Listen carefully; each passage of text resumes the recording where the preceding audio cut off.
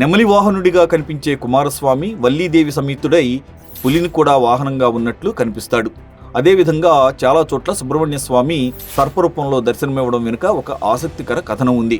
పరమశివుడు తన గణాలకు అధిపతిగా తన కుమారుల్లో సమర్థుడిని నియమించాలని సంకల్పించి వినాయకుడికి సుబ్రహ్మణ్య స్వామికి మధ్య పరీక్ష పెట్టాడు. ఎవరైతే ముల్లోకాల్లో ఉన్న నదుల్లో స్నానం చేసి మొదటగా తన దగ్గరకు వస్తారో వారికే గణాధిపత్యం ఇస్తానని చెప్తాడు.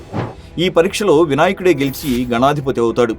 అప్పుడు సుబ్రహ్మణ్య స్వామి అలిగి ఒక ప్రాంతానికి వెళ్ళగా అక్కడ ఆదిశేషువు మనవరాలైన వల్లీదేవిని చూసి ఆమెను వివాహం చేసుకోవాలని అనుకున్నాడు. అయితే ఆమె తను సర్పరూపంలో ఉంటాను గనుక సుబ్రహ్మణ్య స్వామి కూడా సర్పరూపంలో ఉండాలని కోరగా ఆమె కోరిక ప్రకారం సర్పరూపం ధరించినట్టు ఒక పురాణ కథనం చెబుతోంది.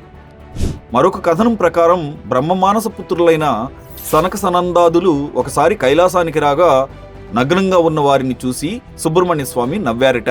అప్పుడు పార్వతీదేవి సుబ్రహ్మణ్య స్వామిని మందలించగా ఆయన అలిగి ఒక పర్వత ప్రాంతానికి వెళ్ళి సర్పరూపంలో తపస్సు చేశారని, అప్పటి నుంచి ఆయన సర్పరూపంలోనే దర్శనమిస్తాడని మరో కథనం కలదు.